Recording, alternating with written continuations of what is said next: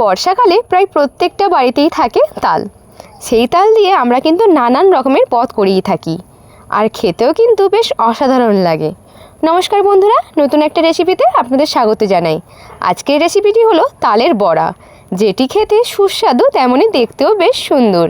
তো এটি কীভাবে মুচমুচে এবং বেশ নরম করেছি, চলুন সেটাই এখন দেখাই। আশা করছি এই রেসিপিটি আপনাদের খুব ভালো লাগবে।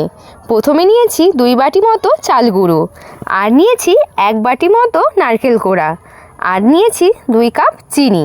দেওয়ার পর ভালো করে একটু মাখিয়ে নিতে হবে। ভালো করে মাখানোর পর এর মধ্যে দিয়ে দিচ্ছি তালের মাড়। আমরা তো কম বেশি সকলেই জানি তালের মাড় কীভাবে বানাতে হয়, তো সেটাই এখন বের করে নিয়েছি আর দিয়ে দিয়েছি। এর মধ্যে দিলাম স্বাদ অনুযায়ী 2 চামচ মতো লবণ। দেওয়ার পর ভালো করে এটি মিক্স করে নিতে হবে।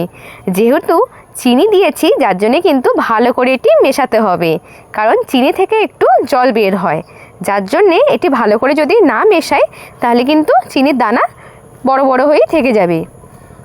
তাই এটি ভালো করে মিক্স করে নিতে হবে। মিক্স করার পর প্রায় আধ ঘন্টা মতো একটু ঢাকা লাগিয়ে রেখে দিয়েছি। এখন কড়াইতে তেল গরম করতে দিয়ে দিলাম। তারপর যেমনভাবে ছাড়তে হয় ছোটো ছোটো করে, ঠিক তেমনভাবেই এখন ছেড়ে দিচ্ছি। যে যেরকম পারেন ছাড়তে পারেন, কেউ হাত দিয়ে ছাড়তে পারেন, আবার কেউ চামচ দিয়েও ছেড়ে নিতে পারেন। সবগুলো এখন তেলের উপর একটা একটা করে দিয়ে দিচ্ছি। আমি তালের এই বড়া শুধু চালের গুঁড়ো দিয়ে করছি, আপনারা চাইলে ময়দা দিয়েও করতে পারেন কিংবা আটা দিয়েও করা যেতে পারে। তার মধ্যে যদি একটু কালো জিরে দেন তাহলে দেখবেন খেতে কিন্তু বেশ সুস্বাদু হয়েছে।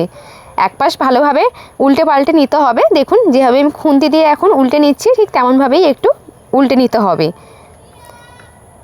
আর এটি করতে হবে সম্পূর্ণ লো টু মিডিয়াম ফ্লেমে।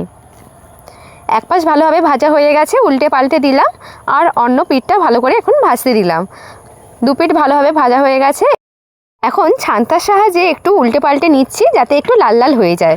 লাল লাল হয়ে গেলে কিন্তু ভালোই মুচমুচে হয় খেতে, যার জন্য একটু ভালো করে ভেজে নিচ্ছি। এখন ছান্তার সাহায্যে তেল ভালোভাবে ঝাড়িয়ে নিয়ে একটি প্লেটে এখন নামিয়ে নিচ্ছি। একই রকমভাবে সবগুলোই কিন্তু একটি প্লেটে এখন তুলে নিচ্ছি। তারপর একই রকমভাবে সবগুলো কিন্তু করে নিতে হবে। তেলের মধ্যে একটি একটি করে সবগুলোই এখন ছেড়ে দিচ্ছি।